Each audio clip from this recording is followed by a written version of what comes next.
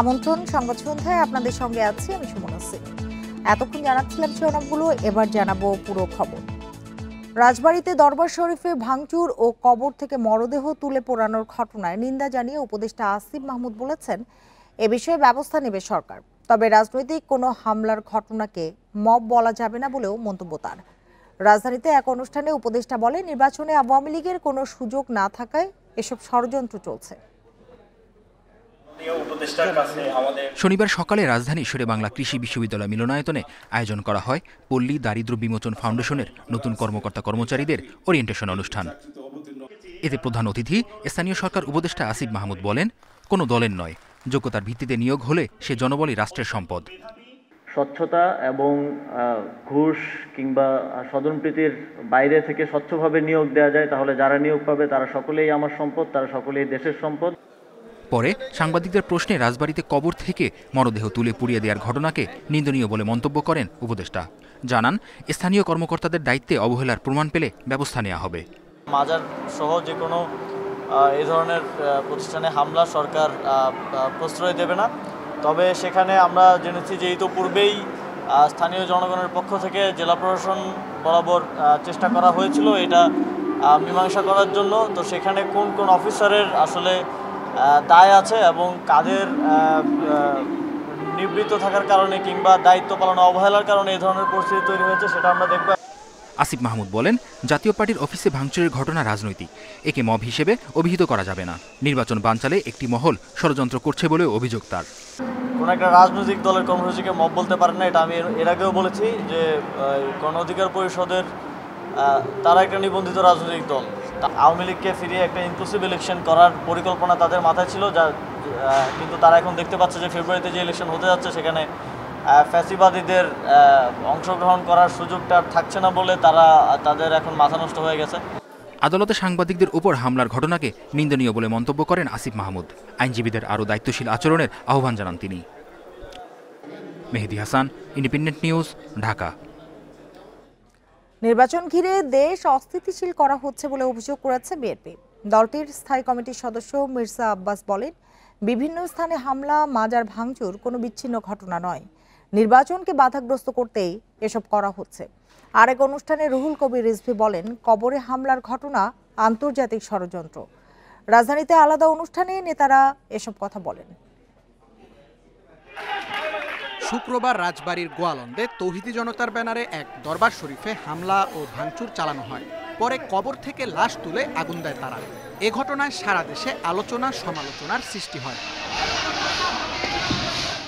শনিবার দুপুরে গণ অধিকার পরিষদের সভাপতি নুরুল হক নূরের শারীরিক অবস্থার খোঁজ নিতে ঢাকা মেডিকেল কলেজ হাসপাতালে যান বিএনপির স্থায়ী কমিটির সদস্য মির্জা আব্বাস। এ সময় তিনি বলেন, বিভিন্ন স্থানে হামলা, মাজারে ভাঙচুর কোনো বিচ্ছিন্ন ঘটনা নয়।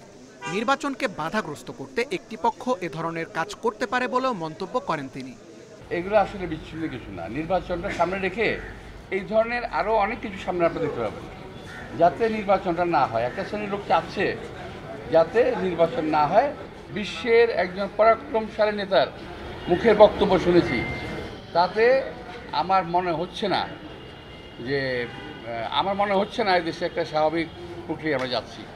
এদিকে রাজধানীর পল্টনের দলীয় কার্যালয়ে ঈদে মিলাদুন্নবী উপলক্ষে মিলাদ মাহফিলে বিএনপির সিনিয়র যুগ্ম মহাসচিব রুহুল কবির রিজভী বলেন, দেশের মানুষ ঐক্যবদ্ধ নয় বলেই হিংসা হানাহানি বাড়ছে। আমার কেন জানি মনে হচ্ছে ভেতর থেকে গভীর চক্রান্ত চলছে। পাকিস্তান আমলেও দেখেছি, তখন ছোট, তখন তো মাজার আক্রমণের কথা শুনিনি, তখন তো আমরা মাজারের কোনো লাশ পুড়িয়ে দেওয়ার কথা শুনিনি। এখন তো আরো এগিয়ে যাওয়ার কথা দেশ। আজকে হঠাৎ করে এই কাজগুলো কেন হচ্ছে? নির্বাচন ঘিরে অস্থিতিশীল পরিস্থিতির অভিযোগ তুললেও সরকারের পক্ষ থেকে এখনো কোনো প্রতিক্রিয়া পাওয়া যাচ্ছে না বলেও অভিযোগ করেন দলটির নেতারা। Tanvir Ahmed, independent news, Dhaka. রাজবাড়ীর গোয়ালন্দে দরবার শরীফে পুলিশের উপর হামলার ঘটনায় অজ্ঞাত ৩৫০০ জনকে আসামি করে মামলা হয়েছে। গোয়ালন্দ ঘাট থানার এসআই সেলিম বাদী হয়ে মামলাটি দায়ের করেন। এদিকে পরিস্থিতি বিবেচনায় এখনও দরবার শরীফে মোতায়েন রয়েছে পুলিশ। এর আগে শুক্রবার দুপুরে তৌহিদি জনতার ব্যানারে মিছিল নিয়ে নুরুল পাগলার বাড়ি ও দরবার শরীফে হামলার ঘটনা ঘটে। এক পর্যায়ে কবর থেকে তুলে মরদেহ পুড়িয়ে ফেলা হয়। এ সময় পুলিশের উপর হামলার ঘটনাও ঘটে। পরে সেনাবাহিনী ও র্যাব ঘটনাস্থলে গিয়ে পরিস্থিতি নিয়ন্ত্রণে আনে। সংঘর্ষের ঘটনায় একজন নিহত, পুলিশ সহ আহত হন অর্ধশত ব্যক্তি। পুলিশ অ্যাসাল্ট মামলা, এই মামলার বাদী হচ্ছে এস এস সেলিম মোল্লা। এই মামলায় আপনার 3500 জনের মতো আসামি করা হয়েছে, অজ্ঞাতনামা আসামি করা হয়েছে। এই ঘটনার সাথে প্রকৃতপক্ষে যারা উস্কানি দিয়েছে এবং যারা জড়িত এবং তাদেরকে আইনের আওতায় নিয়ে আসা হবে এবং আমাদের গ্রেপ্তার অভিযান চলছে। ইনশাআল্লাহ আমরা সামনে। সরকার মব সন্ত্রাস নিয়ন্ত্রণ করতে না পারলে আসন্ন জাতীয় নির্বাচন প্রশ্নবিদ্ধ হবে বলে মন্তব্য করেছেন জাতীয় পার্টির কো চেয়ারম্যান মোস্তাফিজুর রহমান মোস্তফা। আওয়ামী লীগের পরিচ্ছন্ন ইমেজের নেতারা জাতীয় পার্টিতে যোগ দিলে তাদেরও মনোনয়ন পাওয়ার সুযোগ রয়েছে বলে জানান তিনি। দুপুরে রংপুর মহানগর ও জেলা জাতীয় পার্টির কার্যালয়ে বিভাগীয় প্রতিনিধি সভায় এসব কথা বলেন তিনি। জানান, আওয়ামী লীগের সমর্থক হলেও যাদের নামে মামলা নেই তাদের মনোনয়ন পাওয়ার সুযোগ রয়েছে। আইনশৃঙ্খলা পরিস্থিতি নিয়ন্ত্রণে না থাকলে কোনোভাবেই সুষ্ঠু নির্বাচন সম্ভব নয় বলে মনে করেন তিনি। লেভেল প্লেয়িং ফিল্ড বজায় থাকলে আগামী নির্বাচনের জন্য জাতীয় পার্টি প্রস্তুত। সভা শেষে দলীয় নেতাকর্মীরা কেন্দ্রীয় কার্যালয় সহ বিভিন্ন অফিসে অগ্নিসংযোগ ও ভাঙচুরের প্রতিবাদে বিক্ষোভ মিছিল করেন।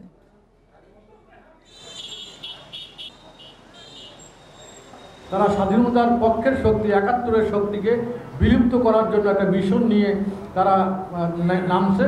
আমরা এই স্বাধীনতার পক্ষের শক্তির সঙ্গে আসি এবং এই মুক্তিযোদ্ধাদের সঙ্গে আসি। কাল শেষ হচ্ছে ডাকসু নির্বাচনের প্রচার, তাই ছুটির দিনেও হল ও ক্যাম্পাসে তৎপর রয়েছেন প্রার্থীরা। বিতরণ করছেন লিফলেট, চালিয়ে যাচ্ছেন জনসংযোগ।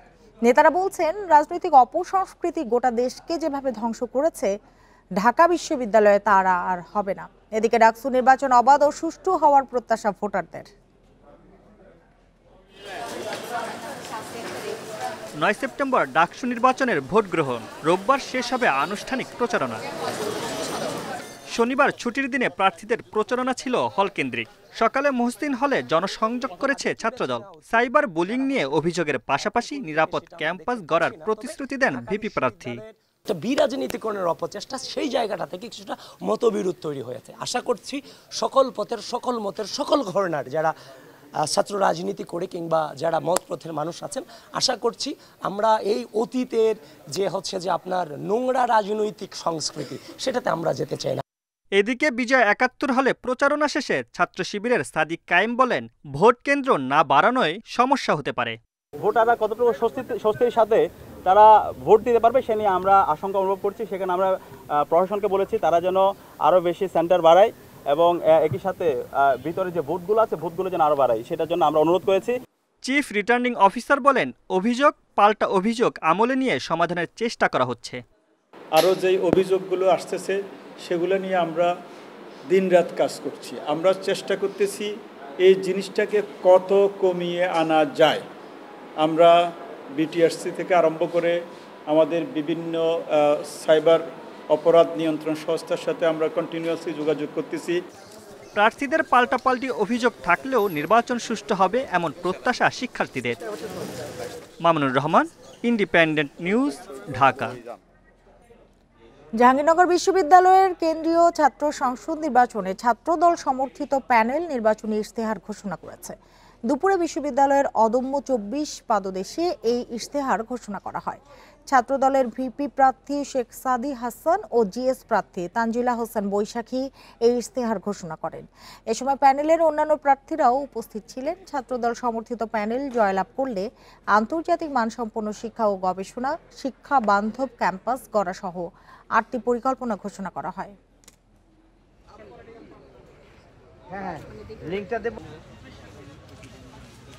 আমাদের 8টি মূলনীতি: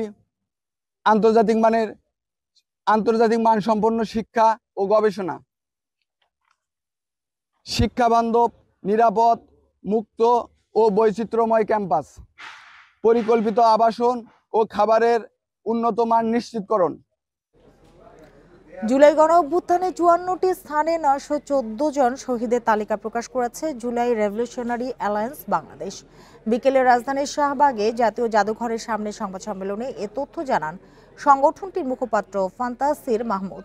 বলেন, রক্তক্ষয়ী বিপ্লবের পরও সরকারের নির্লিপ্ত ভূমিকা গণহত্যার বিচার না হওয়ায় ভয়াবহ নজির তৈরি করেছে। পুলিশ ও বিজিবির গুলিতে সর্বাধিক শহীদ হয়েছেন দাবি করে দ্রুত বিচার নিশ্চিতের দাবি তার। পাশাপাশি বিজিবি প্রধানের পদত্যাগেরও দাবি জানান তিনি। সংগঠনের নেতারা আশঙ্কা প্রকাশ করেন, শহীদদের মর্যাদা রক্ষা ও হত্যাকারীদের বিচারের ব্যবস্থা না হলে অতীতের পুনরাবৃত্তি ঘটতে পারে। একই সঙ্গে শহীদ পরিবারের পুনর্বাসন এবং আহতদের চিকিৎসা নিশ্চিত করার দাবি জানান তারা। ইন্টারিম সরকার একটা ভয়ঙ্কর উদাহরণ তৈরি করে দিয়ে গিয়েছে, সেটা হচ্ছে বাংলাদেশে গণহত্যার বিচার হয় না। এদেশে হাজার হাজার মানুষ মেরে মানুষ সিলেট দ্বীপ পেয়ে যায়, মুক্ত বাতাসে ঘুরে বেড়ায়। অর্থাৎ ভবিষ্যতে কেউ যদি কখনো গণহত্যা চালাতে চায় সে পারবে। পবিত্র ঈদে মিলাদুন্নবীতে বিশ্বনবী হযরত মুহাম্মদ সাল্লাল্লাহু আলাইহি ওয়াসাল্লামের স্মরণে রাজধানীর বিভিন্ন স্থানে বর্ণাঢ্য জশ্নের জুলুস পালিত হয়েছে। সারা দেশ থেকে আসা হাজার হাজার ধর্মপ্রাণ মানুষ এতে অংশ নিয়েছেন। তারা বলেন, একমাত্র বিশ্বনবীর আদর্শই মানবতার মুক্তি ও সারা পৃথিবীতে শান্তি প্রতিষ্ঠা করতে পারে। আজ থেকে ১৫০০ বছর আগে হানাহানি আর অনাচারে লিপ্ত আরব জাহানে তাওহীদ আর শান্তির বার্তা নিয়ে আসেন বিশ্বনবী হযরত মুহাম্মদ সাল্লাল্লাহু আলাইহি ওয়াসাল্লাম। আর তাই ১২ই রবিউল আওয়াল প্রিয় নবীর জন্মের দিনে সমগ্র মুসলিম উম্মাহ শান্তি ও মুক্তির আনন্দে মাতে। চারদিকে ধ্বনিত হতে থাকে নারায়ে রিসালাত, ইয়া রাসূলুল্লাহ, আল্লাহু আকবার স্লোগান, হাতে লাল সবুজ আর কালেমা খচিত ঝান্ডা। ঈদে মিলাদুন্নবী উপলক্ষে আঞ্জুমানে রহমানিয়া মইনিয়া মাঝভান্ডারের উদ্যোগে আয়োজন হয় জশ্নে জুলুস বা বর্ণাঢ্য র্যালি। শনিবার বেলা ১১টার দিকে সোহরাওয়ার্দী উদ্যান থেকে শুরু হয়ে দোয়েল চত্বর হয়ে হাইকোর্টের সামনে থেকে আবার একই স্থানে এসে শেষ হয় জুলুস। অংশগ্রহণকারীরা বলছেন, রাসূলের ভালোবাসায় শান্তিতে থাকুক মুসলিম উম্মার প্রতিটি মানুষ।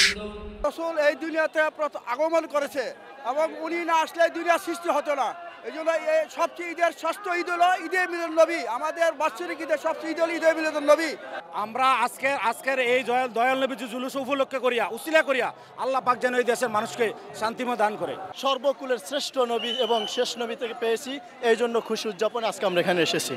মহান আল্লাহর কাছে আমরা এটাই চাইবো, এই রহমতের দিনের উসিলায় যেন গোটা বিশ্বের মধ্যে মুসলিমদের মধ্যে শান্তি সম্প্রীতি সৃষ্টি করেন। আয়োজকেরা বলছেন, বর্তমান বিশ্বে যে যুদ্ধ বিগ্রহ ও অশান্তি চলছে তা নিরসনে বিশ্বনবীর আদর্শ অনুসরণের বিকল্প নেই।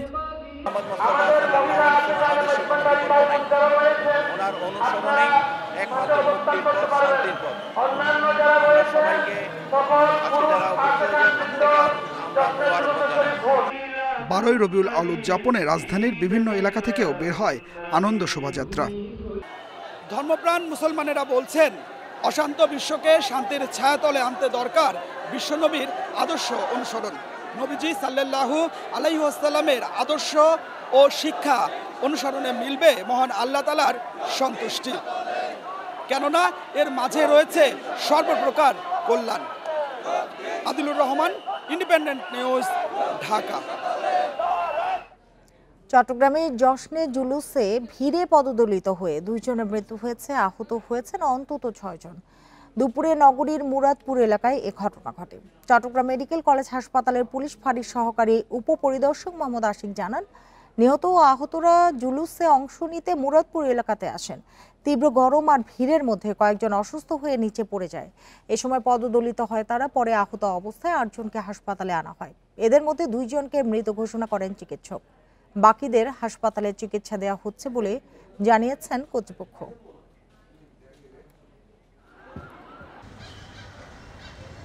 আর এতক্ষণ সাথে থাকার জন্য ধন্যবাদ সবাই।